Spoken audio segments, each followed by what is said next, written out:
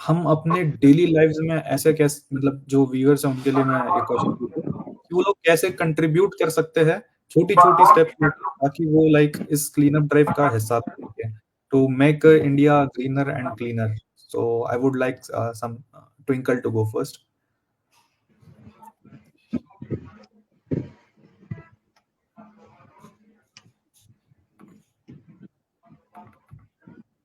Mic बंद है। Twinkle your mike is. Okay, thanks. Okay, so हम छोटे इनिशिएटिव ले सकते हैं, जैसे वो अमूल की थैली, लाइक जो भी प्लास्टिक हम काटते हैं, पैकेट, सैशे, जो भी उसमें काटते हैं, तो हम उसको ऐसे छील देते हैं, हम उसको पूरा डिसोसिएट करते हैं।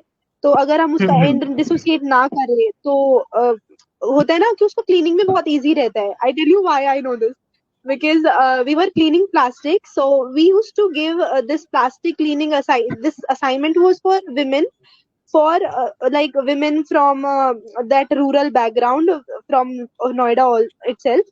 So we used to give them plastic that we collected from roads, and we used to give them that, and they used to clean that plastic and then stuff that into a bottle that is called EcoBrick. So EcoBricks used to be a project at that time. I don't know if it's still there. Is it there? Yes, it is there. Okay. that's a good thing to know.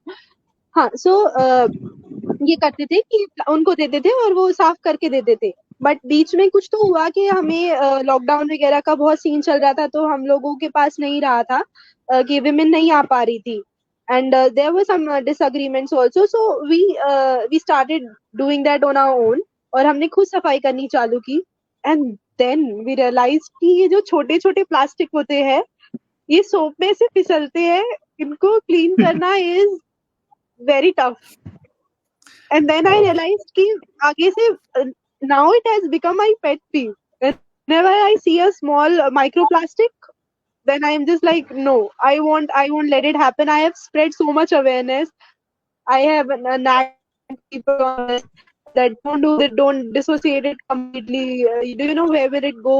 And it has become a problem now. If you see the newspaper and research articles right now, microplastic has got into a womb of a baby. So microplastic is a huge thing now. We are not even, we chemistry people or scientists all over the world are not able to find a cure for it. What will happen with it? We don't know. So microplastic is a huge thing, and we can take small initiatives like this in our home, because of course the major pollution, be it aquatic pollution or environmental, like gaseous emissions, they are coming from industries, especially chemical.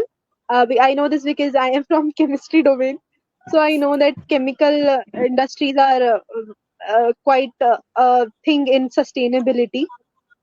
But we can do that economically, and industrialists will take care of that. But on our personal level, we can take such small initiatives, and there are a lot of initiatives to be taken. You can read about them in newspaper also. Like I got to know about this from a person way back around 4 years back, but I experienced it in that during that cleaning process. So I can say that at least initiatives like this we can take. Okay, well, good point about microplastics. Like everyone should note it कि हम microplastic से ही like कैसे ecobricks वगैरह बना सकते हैं, और कैसे हम खुद से एक इनिशिएटिव स्टार्ट कर सकते हैं फॉर अ ग्रीनर एनवायरनमेंट। मैं आदिल से पूछना चाहूंगा कि हम कैसे हमारे डेली लाइफ में छोटे छोटे स्टेप्स ले, मतलब कंट्रीब्यूट करें कि हम लोग ना सस्टेनेबल और एक ग्रीनर एनवायरनमेंट की तरफ बढ़े, और एक क्लीनर एनवायरनमेंट की तरफ बढ़े। तो आदिल, ओवर टू यू। इन्होंने सबसे बहुत बढ़िया बात कही थी कि यही कि जैसे इसके जो भी हम प्लास्टिक के पैकेज होते हैं फाड़ देते हैं, इससे ना हम आधे मतलब मैक्सिमम आधा मतलब वेस्ट मैनेजमेंट क्या कहते हैं उसे, मतलब इम्प्रूव कर सकते हैं आधे, मतलब 30 to 40%। ठीक है, इस क्या है कि अगर हम एक दिन में अपने तो मेरी जिम्मेदारी है। ये बहुत छोटी सी चीज है, बहुत छोटी सी बेसिक सी चीज है, जो हमें नॉर्मल सी चीज है, जो एक नॉर्मल आदमी समझ सकता है, लेकिन वो समझना नहीं चाहता कि यार मैंने चलते फिरते मैंने चिप्स खाई, ठीक है, मैंने टॉफी खाई, मैंने कुछ भी खाया, ठीक है, तो मेरे पास मेरी जेब है, ठीक है, मैं उसके अंदर डाल लेता हूँ, ठीक है, मेरे को दिखा हाँ डस्टबिन है, मैंने वहां डाल दिया, नहीं मिला बहुत दूर तक चल गया, मैं नहीं मिला तो कोई बात नहीं, मैंने अपनी जेब में डाल लिया, ठीक है। अब मेरे को जब मिलेगा, ठीक है, तब मैं उधर उसे डिस्पैच कर दूंगा। ये बहुत छोटी सी चीज है जो बहुत बड़ा इम्पैक्ट ला सकती है हमारी कम्युनिटी में, ठीक है। और दूसरी चीज है कि पानी का सही इस्तेमाल, ठीक है, कि ओके। जैसे कि मैं मुंह धो रहा हूँ, नॉर्मली चीज हम क्या कर रहे हैं, मुंह धो रहे हैं, मुंह धोने के लिए हम सबसे पहले बढ़िया चीज है मग्गा यूज करें। एक मग्गा पानी भरा, उसका यूज कर लिया, फिर ज्यादा जरूरत है थोड़ा और भर लिया। ये हम टोटी को खोल के ना रखें, कि ज्यादातर लोगों को मैंने हमेशा देखा है, चाहे वो एजुकेटेड हो चाहे अनएजुकेटेड हो, ठीक है, टैप खोली, बह रहा है, मुंह धोए चल रहा है, धोते रहे धोते रहे धोते रहे, जब तक पूरा लास्ट तक नहीं पहुंचेगा तब तक वो टैप खुला का खुला है, वो टोटी खुली खुली है।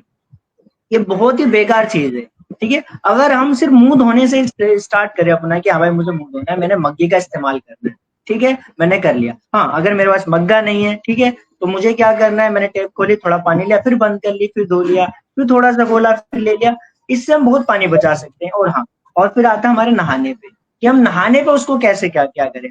कि लड़कों का क्या है, वो नॉर्मली एक बाल्टी से नहा सकते हैं, बहुत बढ़िया, मैं नहाता हूँ, मुझे कोई प्रॉब्लम नहीं होती है, ठीक है। और दूसरा, लड़कियों के लिए जैसे कि उनके बाल ज्यादा बड़े होते हैं, थोड़ा ज्यादा चाहिए होता है, तो 1.5 बाल्टी बहुत है, ठीक है। और शावर बिल्कुल मना, बैन कर दो शावर को मेरी तरफ से, तो क्योंकि वो खामखा की चीज है, पता नहीं क्यों यूज करते हैं लोग उसे, बेकार चीज है सबसे ज्यादा, ठीक है। पानी बचाने के लिए सबसे बढ़िया चीज यही है कि हमें नहाने के लिए हमें कम से कम पानी इस्तेमाल करें। यार हाँ, मेरे लिए इतना बेस्ट बेस्ट है, मैं क्यों खामखा का पानी डालू अपने सर पे यार, 2 मग्गा पानी डाले, थोड़ा रगड़ा, हो गया, बात खत्म, ठीक है। और दूसरी चीज, शैम्पू का यूज, हम शैम्पू का यूज कर ही क्यों रहे हैं, जब हमारे पास नेचुरल चीज है, जैसे रीठा हो गया, ठीक है, बहुत बढ़िया चीज है रीठा, कि उसे थोड़ा रात को फुला के डाला, सुबह निकाला, जैसे दादी माँ के नुस्खे, नानी के नुस्खे होते हैं, ठीक है, उनसे किया, रिंस कर लिया, बालों को साफ सुथरा हो गया, और क्या चाहिए। शैम्पू कौन सा हमारे बाल नहीं उगा के दे देगा, कि यहाँ से गंजा हो रहा हूं मैं, यहाँ नहीं बाल उगा देगा, ऐसा कुछ नहीं है, ठीक है। ये सबसे बहुत छोटी बेसिक चीजें जो हमें करनी है, ठीक है। और एक चीज ये है कि बस वेस्ट सेग्रीगेशन सबसे बड़ी, जैसे मैं जब भी क्लीन अप ड्राइव्स पे जाता हूँ, मुझे सबसे ज्यादा हैरान भी यही चीज कहती है कि लोगों ने ना, जैसे कि मैं उठा रहा हूँ प्लास्टिक का ढेर है, उसमें उठा रहा हूँ, तो मेरे को दिखता है एक बंडल, उस बंडल में देखता हूँ तो 6 से 7 रोटियां लिपटी हुई है, उसके अंदर सब्जी है, और वो उसे 6-7 हफ्ते थे वो लोग वो पड़े हुए सड़ रहा है उसके अंदर, ठीक है। और वैसे भी हमारे देश में जानवरों को लोग बहुत ज्यादा इंपॉर्टेंस देते हैं, जैसे गाय माता, बहुत बेसिक चीज है, क्या करना है हमें, जैसे कि भाई मेरा खाना बच गया है, मैं उसे फेंकू क्यों यार, पन्नी में डाल के, मेरी पन्नी अलग जा रही है, मेरा जो एक खाना गीला कचरा है मैं उसको अलग से गाय को खिला देती हूँ, क्या जा रहा है, पुण्य कमा लेता हूँ मैं। लेकिन नहीं, हम इतने ज्यादा ही बिजी हो गए हैं, इतने ज्यादा बिजी, कि उसे पिन्नी में डाला खाना और फेंक दिया। और हाँ, और दूसरी बात है कि मैं भूल गया, मेरे दिमाग में था वो, कि हाँ वही, चलते फिरते यहाँ वहाँ कूड़ा ना फेंकना, ठीक है, बस यही तक था मेरा। ओके ओके, ठीक है। तो जैसे आदिल ने बताया कि हम लोग वेस्ट सेग्रीगेशन कर सकते हैं, कि अलग से गीला कचरा सूखा कचरा अलग से फेंके, थोड़ा पुण्य भी मिलेगा, और कचरा का कचरा अलग हो जाएगा, ताकि हमको सेग्रीगेशन आसान हो जाए। हाँ, और एक और और चीज, हाँ ध्यान में आई मेरे, अब आई ध्यान में, मेरे स्लिप हो गया था, कि कॉन्क्रीटाइजेशन।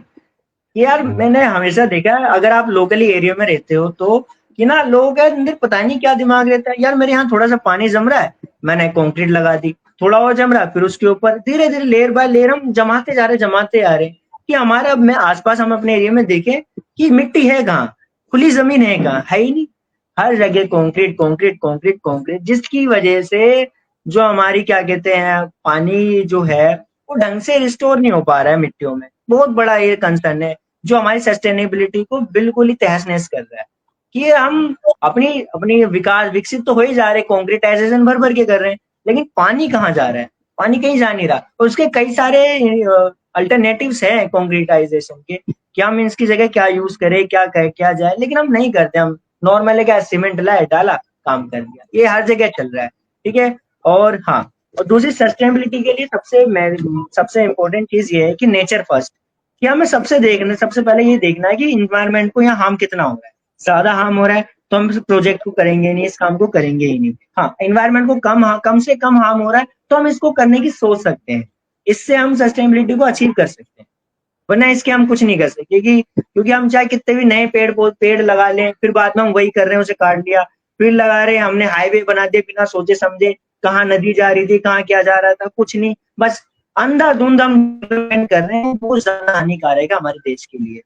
कि हम अनप्लान डेवलपमेंट कर रहे हैं, प्लानिंग कुछ कर ही नहीं रहे। कि हमें जरूरत पड़ी है कि यहाँ से एक हाईवे निकालना है, हमने निकाल दिया। हमें जरूरत पड़ी यहाँ से एक पुल निकाला, हमने निकाल दिया। हम सोचते ही नहीं है कि यार उसका कोई अल्टरनेटिव हो सकता था, या कोई क्या हमें इस चीज की ज्यादा जरूरत भी थी, क्या हम थोड़ा मैनेज नहीं कर सकते थे हम यहाँ से वहां करके। ये बहुत बड़ी कंसर्न की बात है। ओके, ठीक है। तो लाइक मैं कुछ यूजर्स के क्वेश्चंस है जो हमारे यूजर ने कमेंट किया है, मैं उसको लेना चाहूँगा।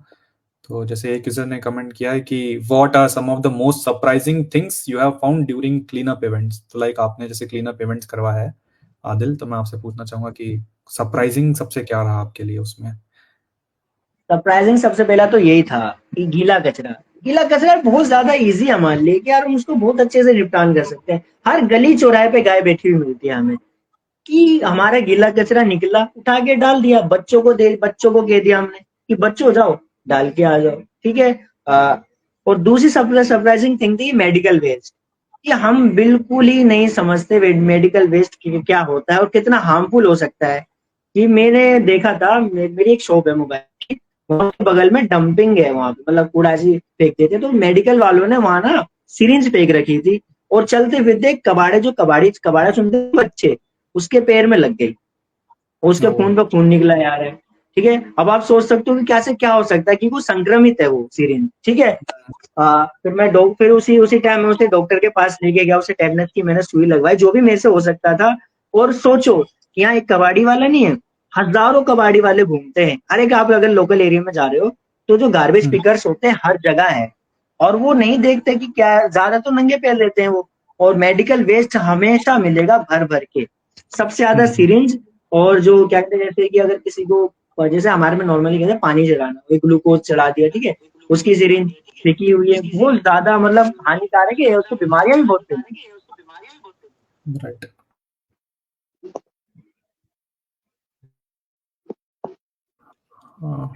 ठीक है आदिल, लाइक बहुत आपने बढ़िया तरीके से इस क्वेश्चन को आंसर किया है।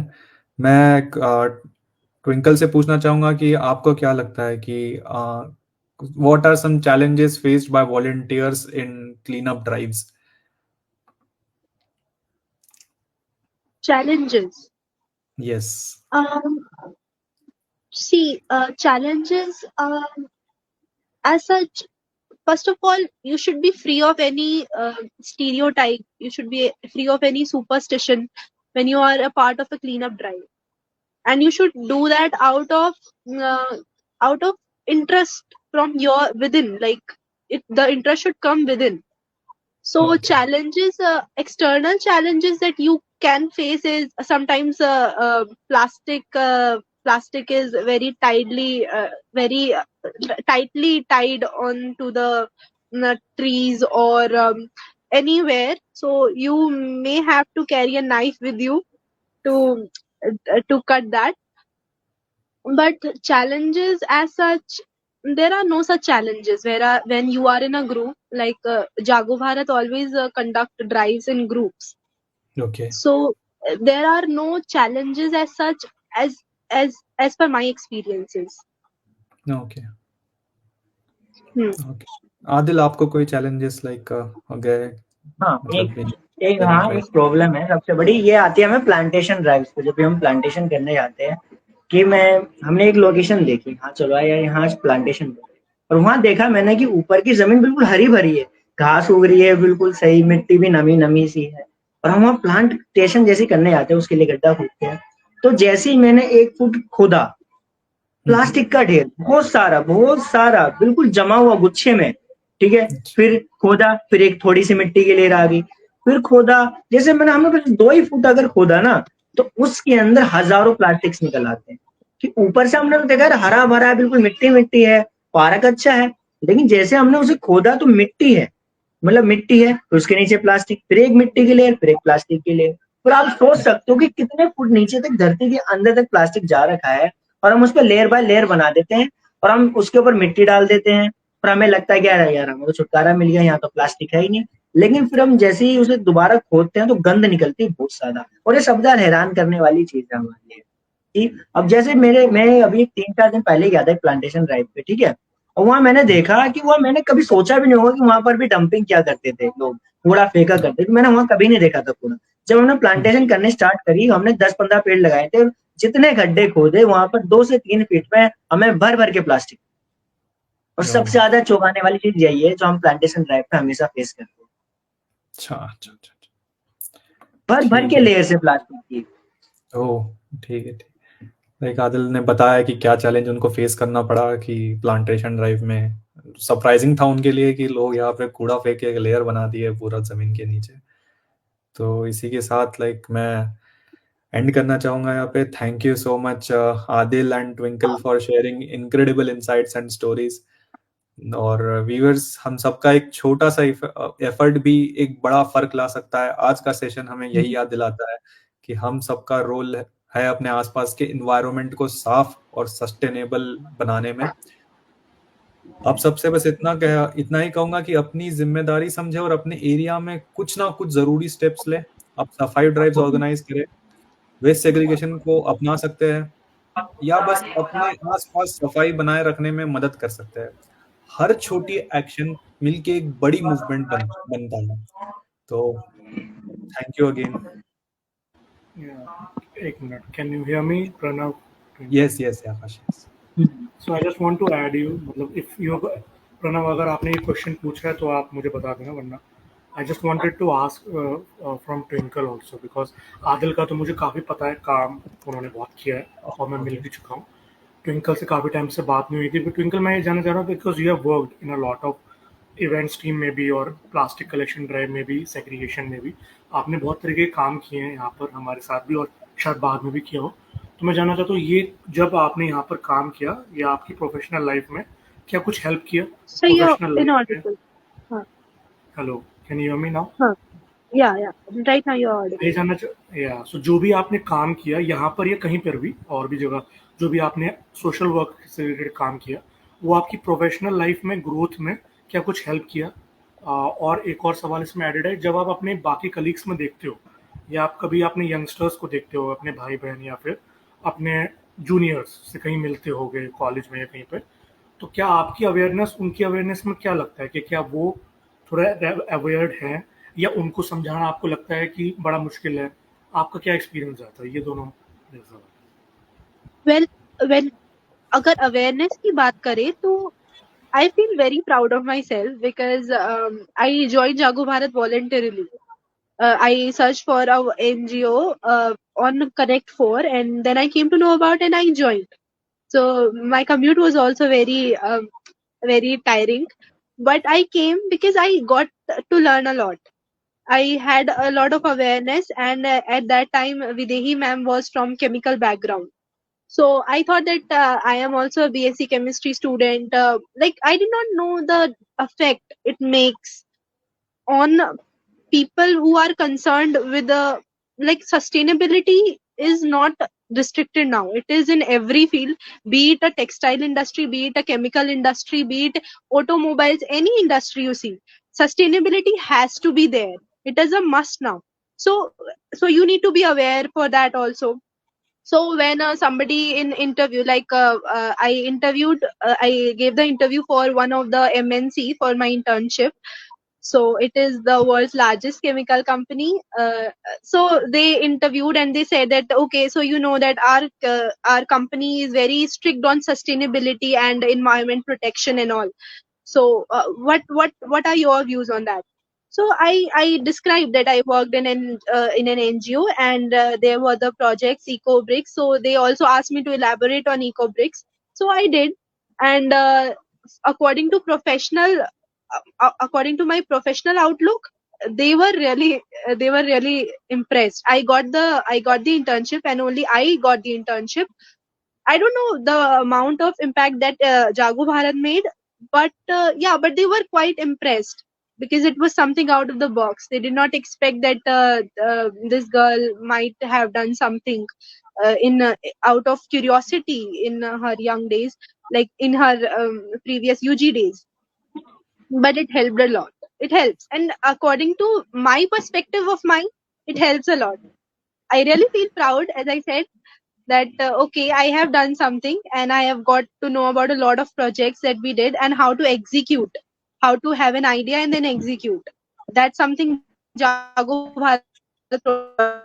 If whoever is new here, including Pranav, um, if you are in Jago Bharat, you have a opportunity to execute things. If you have an idea, be it a managerial idea, be it related to management, or be it related to science, be it related to uh, like leadership. So you have the opportunity to execute those things. Nobody will ask you question. You have a team and you have like-minded people. That is very important. You don't get like-minded people anywhere. Whenever you are in a team, they are always driven by something. But when you are in an NGO, they are all driven by somewhere one thing. So that is a rare thing. So Jago Bharat helps there.